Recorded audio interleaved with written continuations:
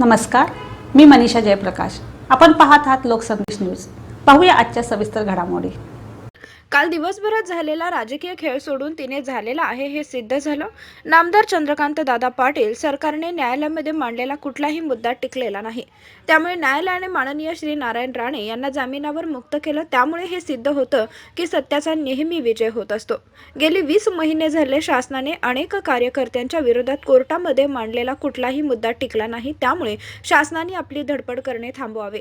चंद्रकांत दादा म्हणाले आहेत, भारतीय जनता पार्टी ही मनात कुठलाही राग धरून काम करत नाही. आताचे सरकार किती भित्रे आहे. त्यांनी काल दुपारी 12 वाजेपासून सिंधुदुर्ग, रायगड, अलिबाग या ठिकाणी संचारबंदी लागू केली. संपूर्ण महाराष्ट्रामध्ये संचारबंदी लागू करायला हवी होती, कारण संपूर्ण महाराष्ट्रात कालची परिस्थिती कायदा व सुव्यवस्था निर्माण करणारी होती. याचे कारण असे की नारायण राणे यांच्या जनआशीर्वाद यात्रेस मुंबईमध्ये फार मोठा प्रतिसाद मिळाला. ज्यावेळेस मुंबईमध्ये मोठा प्रतिसाद मिळाला म्हणजेच सध्याच्या सरकारच्या हातून मुंबईची नगरपालिका निसटली. कदाचित अशी त्यांना भीती वाटू लागली. त्यामुळे त्यांनी बुद्धीने केलेला कार्यक्रम असावा. काल नारायण राणेवर जो मानवी प्रकार घडला, त्यांच्या हातून जेवणाचे ताट हिसकावून घेण्यात आले. बीपी व शुगरच्या पेशंटला वेळोवेळी गोळ्या औषधांची व जेवणाची आवश्यकता आहे, परंतु कालच्या या मानवी प्रकारामुळे सद्यस्थितीत त्यांची प्रकृती खालावली आहे. मेडिकल अहवाल मिळतात. कदाचित आजचा संपूर्ण दिवस विश्रांती घेऊन उद्या जनआशीर्वाद यात्रेला प्रारंभ होईल. देखील आली होती. सविस्तर काय आता या पुढची जनआशीर्वाद यात्रेचा असेल किंवा राणेंना जामीन मंजूर झाला? एकूणच महाराष्ट्रामध्ये काल दिवसभरात झालेला जो राजकीय खेळ आहे तो पूर्णपणे सूडबुद्धीने झाला हे आता स्पष्ट झालं. न्यायालयामध्ये सरकारने मांडलेला कुठलाही मुद्दा टिकला नाही आणि न्यायालयाने माननीय नारायणराव राणे साहेबांना पूर्णपणे मोकळीक दिली, जामीन दिला. अशा प्रकारच्या कुठल्याही घटनेनंतर टेक्निकल कंडिशन्स ज्या असतात त्या घातल्या की दोनदा त्यांनी अलिबाग पोलीस स्टेशनलाही नाही म्हटलं, जिल्ह्याच्या एसपींकडे त्यांची हजेरी लावली पाहिजे. जर पोलिसांना आवश्यकता वाटली त्यांचा व्हॉईस टेस्ट करायचा, आवाजची चाचणी घ्यायची, तर त्याला 7 दिवसाची प्रायर नोटीस मिळाली पाहिजे आणि यापुढे त्यांनी बोलताना काही गोष्टी सांभाळल्या पाहिजेत. यातून हे स्पष्ट झालं की सत्याचा विजय झाला. गेली 20 महिने एखाद्या कार्यकर्त्याला किंवा एखाद्या संस्थेला अडकवणारी शासनाची गोष्ट ही कोर्टात टिकली नाही. कोर्टामध्ये प्रत्येक वेळेला थपडाच खावे लागले आहेत. मग अनिल देशमुखांच्या विषयात असेल, अनिल परमांच्या विषयात असेल, सगळ्याच विषयामध्ये न्यायालयाने सरकारला तुम्ही कायदा हातात घेऊन अनपेक्षितपणे मिळालेल्या राज्याचा दुरुपयोग करून हे केलेलं आहे, हेच त्यावेळेला निकालामध्ये म्हटलेलं आहे. म्हणजे एखादा निकाल सांगायचा झाला तर ज्या वेळेला ग्रामपंचायतीच्या मुदती संपल्या त्यावेळेला शासनाने असं ठरवलं की त्या गावातला आम्ही ठरवणारा माणूस तो आता काही काळ निवडणुका होईपर्यंत सरपंच होणार. न्यायालयाने त्या विषयामधलं निकालपत्र जे दिलं ते वाचनीय आहे, ज्याला ग्रामीण मराठीमध्ये ठोकणं म्हणतात. तसं सरकारला ठोकलेलं आहे की कॉन्स्टिट्यूशनमध्ये, घटनेमध्येच अशा प्रकारचं प्रावधान आहे की निवडून आलेल्या प्रतिनिधीच्या हातामध्येच तिजोरीची किल्ली देता येते. तर तुम्ही हे नवीन काय काढलं, अशी एक मोठी यादी आहे. आता पुढे काय, तर भारतीय जनता पार्टी ही कधीही मनामध्ये खुन्नस ठेवून लाँग टर्म काम करत नाही. रात गई बात गई. आणि त्यामुळे जामीन झालेला आहे. खूप तब्येत बिघडली कारण राणेसाहेबांची, कारण इतकं अमानवीय झालं की जेवताना हातातलं ताट काढून घेतलं गेलं. शुगर हेवी असणारा हा माणूस, ज्याची शुगर काल जामीन झाल्यानंतर बाहेर पडल्यानंतर 500 होती. BP त्यांचं वाढलं होतं. हे खरं म्हणजे अटक करतानाच डॉक्टरांनी सांगितल्यानंतरसुद्धा कुठलीही मेडिकल ट्रीटमेंट दिली नाही. 2.5 तास संगमेश्वर पोलीस स्टेशनमध्ये बसवून ठेवलं. अत्यंत अमानवीय झालेलं आहे.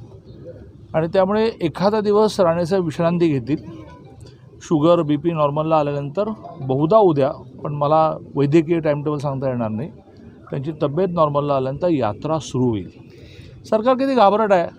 काल रात्री 12 पासून आठवड्याभरासाठी सिंधुदुर्ग जिल्ह्यामध्ये संचारबंदी लागू केली. अरे वा, सिंधुदुर्ग जिल्ह्यामध्येच प्रॉब्लेम आहे का?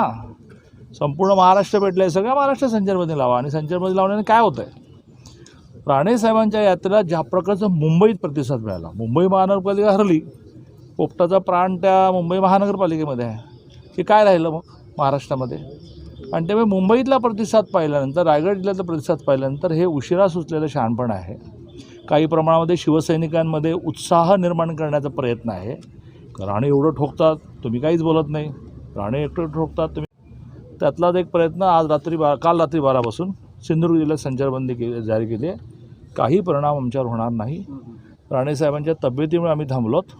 उद्या सकाळपासून राणेसाहेबांची तब्येत बरी झाली तर ही जनआशीर्वाद यात्रा सुरू होईल. कायदा सुव्यवस्थेचा प्रश्न निर्माण होतोय. आज सामनाने पण कायदा सुव्यवस्थेवर होणारा परिणाम ही आमची जबाबदारी नाही. टाळी एका हाताने वाजत नाही. ज्या वेळेला काहीशे लोक राणेसाहेबांच्या घरासमोर एकत्र येतात त्यावेळेला कायदा सुव्यवस्था कुठे असते? ते कोण होते? ते शिवसेनेचे कार्यकर्ते होते, ते प्रामुख्याने युवा सेनेचे कार्यकर्ते होते, ज्यांचं उद्धवजी मुख्यमंत्री असताना अभिनंदन करतात.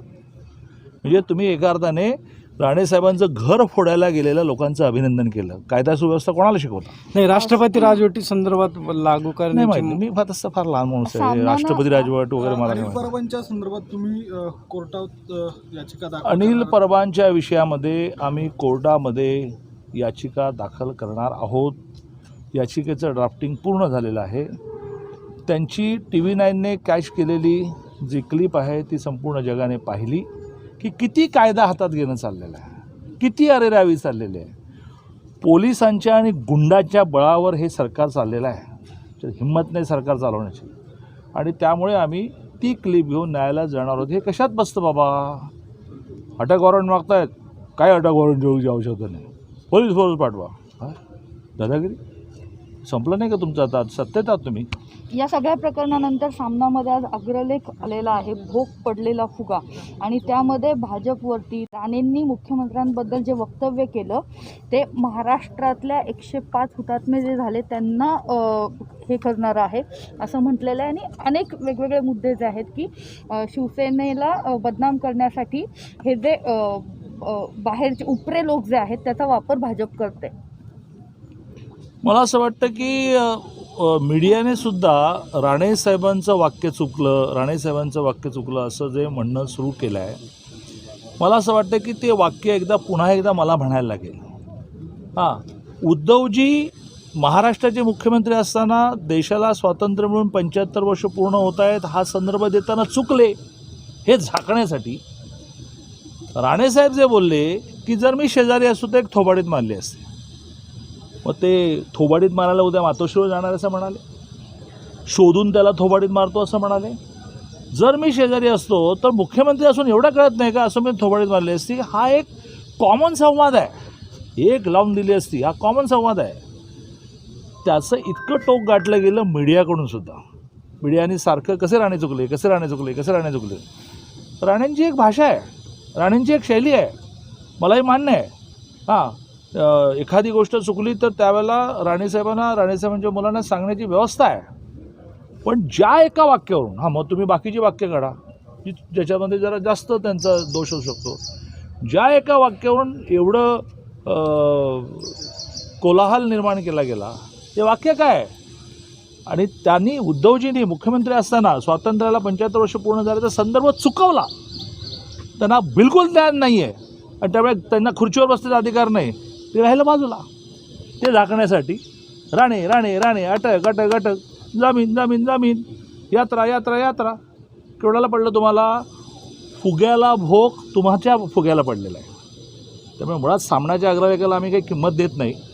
राऊतांचं तर सकाळचा प्रवचन ठरलेलं आहे आणि त्यामुळे रावसाहेब तुमच्यावर एका महिलेने जे आरोप केलेले आहेत ते आरोप दाबण्यासाठी त्या बिचारीला तुम्ही जेलमध्ये जायला भाग पडलं. सत्तेचा दुरुपयोग. त्या महिलेच्या मागे सगळ्या समाजाने उभं राहिलं पाहिजे. निलमताई गोरे मारे महिलांवर होणाऱ्या अन्यायाच्या विरुद्ध भांडणाऱ्या उपसभापती झाल्यानंतर आपल्या पदाची गरिमा राखा, शिवसेनेच्या प्रवक्त्यावर बोलू नका, त्यांनाही आम्ही न्यायालयात खेचणार आहोत. विधान परिषदेचं उपसभापतीपद हे कुठल्याही पक्षाचं नाही.